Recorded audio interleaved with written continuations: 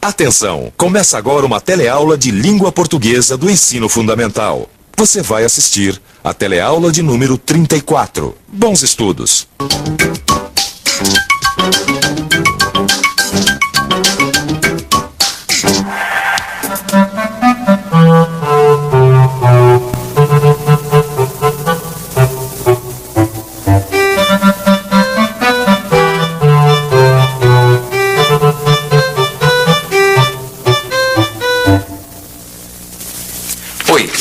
Aqui relendo a história das aulas deste nosso módulo e percebi uma coisa engraçada.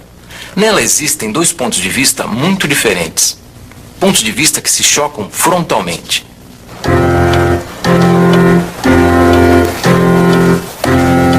A gente percebe bem esse confronto de opiniões pela maneira de ser de duas personagens da história, o Juca e o Arlindo. O primeiro é muito supersticioso e o segundo não acredita nessas coisas. Lembra? É um número, eu não gosto dele. Que número, rapaz? O da placa. O que tem de mais? É que não é positivo, entende? Se desse pra mudar... Não, nem podia. Já pensou se cada um aqui cismasse com um número? Tem número pra tudo, é número do armário, número da mesa, número da identidade, da conta do banco, do SIC. Ia ter gente se queixando da sorte todo dia. Contando assim até parece mentira. Mas foi tudo como eu tô dizendo. Desde que eu peguei o caminhão, não tive sossego. Juca! Juca, uma boa notícia. Rapaz, você recebeu um elogio por escrito. Tá aqui o memorando pra você guardar. Agora, dá uma olhada no número dele. 13. 13. O número da placa do caminhão.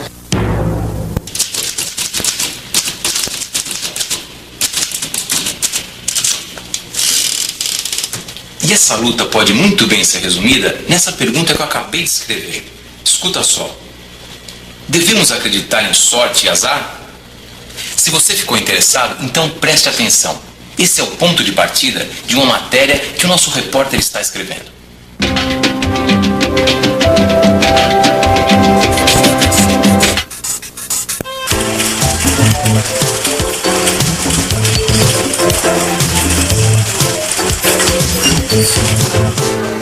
Minha matéria já está todo vapor.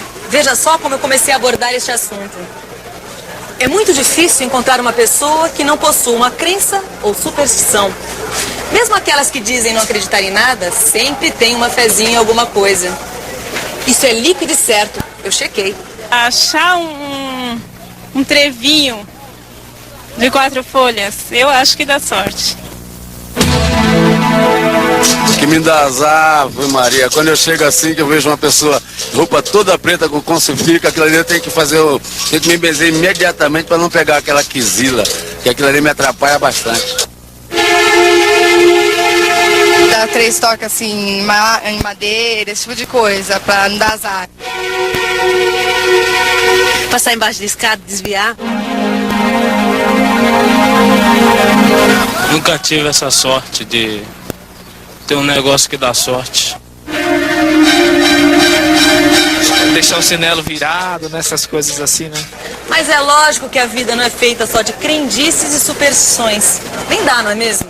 A batalha do dia a dia exige outras coisas da gente. Só para ter uma ideia, imagine a seguinte situação. Nesses últimos dias estou com uma sorte desgraçada.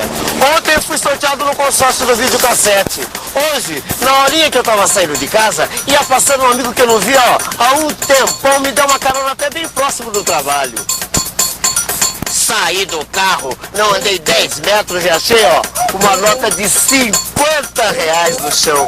Eu estou com tanta sorte que se eu fechar os olhos e atravessar a rua, eu chego do outro lado sem nenhum arranhão.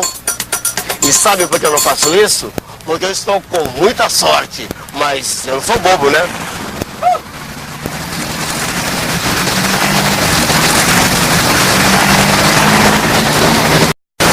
Pois é, Supersticioso ou não, essa situação mostra muito bem que para viver a gente tem que aprender umas coisinhas. E são conhecimentos que às vezes a gente aprende sem perceber. Foi por isso que a minha matéria continuou da seguinte maneira. Olha só. Vivendo em sociedade, nós também somos herdeiros do senso comum. O conhecimento armazenado no dia a dia, ao qual pertence o conjunto de crenças que conhecemos. Senso comum. Bonito nome para essas coisinhas que formam nossa bagagem de conhecimentos. São tantos, não é mesmo? Vamos imaginar alguns? Ai, olha que menino lindo! Para de olhar. Homens gostam de mulheres difíceis. Não se esqueça de se agasalhar antes de sair. Para sarar dessa dor de garganta, você não pode tomar sereno de jeito nenhum. Esse ventinho é de chuva, hein? Ah, eu vi que ia chover logo de manhãzinha. O horizonte estava carregado de nuvens. Mas não pense que o senso comum é sinônimo de ignorância. Não. O senso comum nos leva a dar respostas rápidas a questões simples do cotidiano. Fala a verdade, eu acho que o senso comum é o baú da sabedoria de um povo. Os ditados populares são um bom exemplo. Quem espera sempre alcança. Água mole, pedra dura, tanto bate, tanto fura. Quem com ferro fere, com ferro será ferido. Oi, desculpe. Eu estava pondo meu senso crítico em ação para avaliar o que eu acabei de escrever. Escute só. Em complementação ao senso comum, nós desenvolvemos o senso crítico, que nos auxilia a pensar várias respostas possíveis e a escolher a mais adequada com base no raciocínio e reflexão. Pescou? É isso mesmo. Senso crítico é aquilo que depende da cabeça. Para entender a diferença entre senso comum e senso crítico, é só trocar as bolas e usar um no lugar do outro. Quer ver uma situação onde o questionamento crítico vira até uma piada? Por quê? Por que não se pode colocar a mão no fogo? O que me proíbe de fazer isso?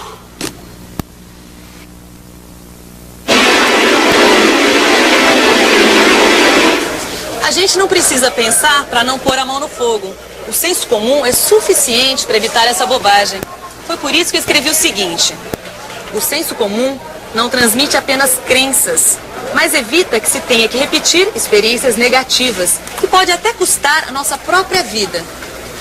Agora, tem algumas situações onde o senso crítico é fundamental. Isso um pouco.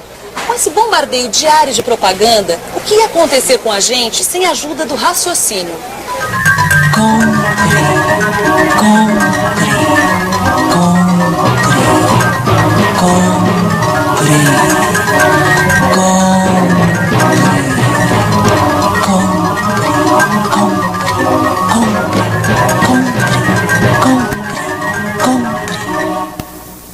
Tem horas que não dá para abrir mão do senso crítico.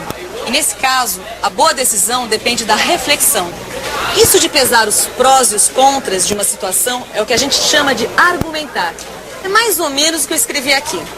Olha só. Argumentar é pensar utilizando todo o nosso senso crítico sobre o assunto. Agora veja uma coisa. Sobre um mesmo assunto, os argumentos podem ser completamente diferentes. Por exemplo, na hora de vender, os argumentos são uns. Este é o melhor de todos, nem se compara. 2 anos de garantia, mais de 200 pontos de assistência técnica espalhados por todo o Brasil. Pagamento facilitado. Você não vai se arrepender. Mas será que o vendedor está sendo honesto nesse momento? Será que ele não está exagerando as qualidades do produto? Na hora de comprar, os argumentos são outros. A gente tem que procurar a qualidade e preço bom. Na hora de fazer uma compra tem que procurar o preço mais barato, né? É o desconto, né? É ter o dinheiro no bolso para pagar e não ficar devendo. O atendimento. Como descobrir se o vendedor não está exagerando? Será que é verdade ou mentira o que ele está falando? Talvez, na hora da compra, a melhor coisa a fazer seja usar nosso bom senso, não é mesmo? Falando em bom senso... Nossa, tá em cima da hora, eu preciso terminar essa matéria. Tenho uma ideia, enquanto eu termino aqui, você poderia treinar a sua argumentação, tentando vender alguns produtos especiais. A sorte, a inveja, a paz, o amor. Que tal? Tente aí.